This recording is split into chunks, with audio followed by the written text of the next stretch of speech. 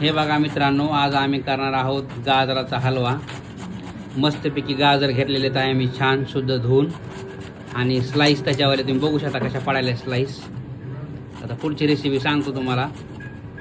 तोपर्यंत गाजर मस्तपैकी धुवून त्याला व्यवस्थित छिलून चांगल्या मोठ्या परातीत काढून घ्यायचे तुम्हाला। हे बघा मित्रांनो, त्याच्या टाकण्यासाठी ओरिजिनल साईचं दूध, घटवट दूध लागत आहे। घटवट दूध घेऊन यायचं।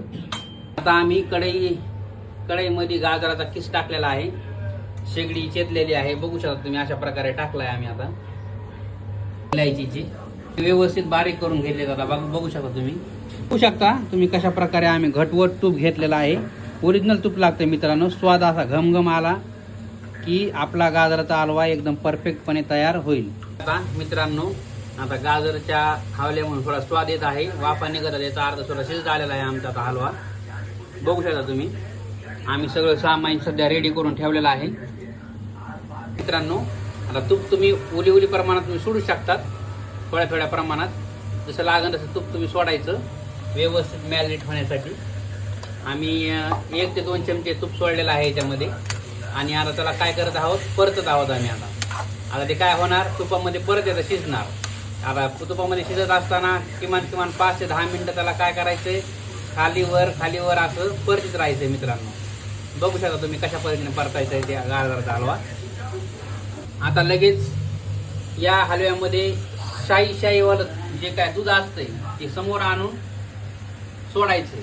जेवढी साई तुम्ही टाकता तेवढा अजून टेस्टी होईल तुमचा गाजराचा हलवा, म्हणून आम्ही शाईवालं घट्ट दूध सोडलेलं आहे। बघू शकता आम्ही अर्धा ते 1.5 कप आपण आपल्या प्रमाणानुसार तुम्ही दूध सोडू शकता याच्यामध्ये। आणि नंतर दूध सोडायच्या नंतर जी इलायची असती, ती इलायची आपण जे बारीक केली ती इलायची बारीक केलेली काय करायची, याच्यावर व्यवस्थित टाकून घ्यायची मित्रांनो। आणि इलायची व्यवस्थित टाकल्यानंतर परत त्याला काय करायचे, 4 ते 5 मिनिटं परतीत राहायचे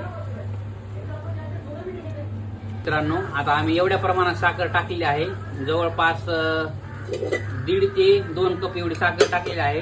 आता काही आपापल्या मर्जीनुसार साखर टाकू शकतात, काहीला शुगरचा त्रास असतो, पण आम्ही तुपाचं प्रमाण थोडं जास्त टाकल्यामुळे साखर टाकायला काय हरकत नाही असं माझं म्हणणं आहे। आणि तुम्ही आपल्या स्वादानुसार किंवा तुम्हाला गोड किती लागतंय या प्रमाणात तुम्ही साखर टाकून परत त्याला परतू शकतात। बघू शकता तुम्ही आमचा गाजराचा हलवा कशा फ्लेवरमध्ये आता वरच्यावर तयार होत आहे। हो बघा, आता आमचा तयार झालेला आहे हलवा मस्तपैकी।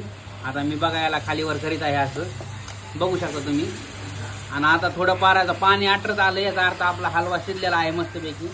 बघू शकता तुम्ही, जवळ घेऊन दाखवतो तुम्हाला, बघायची चौकशी वाटत आहे तुम्हाला। एकदम लाल असा भडीक गाजराचा हलवा तयार झालेला आहे।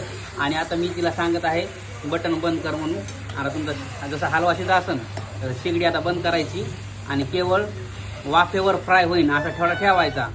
याला खालती वरी खाली असं करायचं याला। बघू शकता तुम्ही, आता मस्तपैकी अशी चव अशी आमच्या हलव्याला आलेली आहे। बघा हे जवळून मित्रांनो, बघा हे बघा।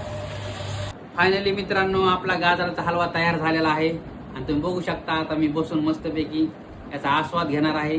तुम्ही पण घ्या माझ्यासोबत आस्वाद। Bye bye, Tata.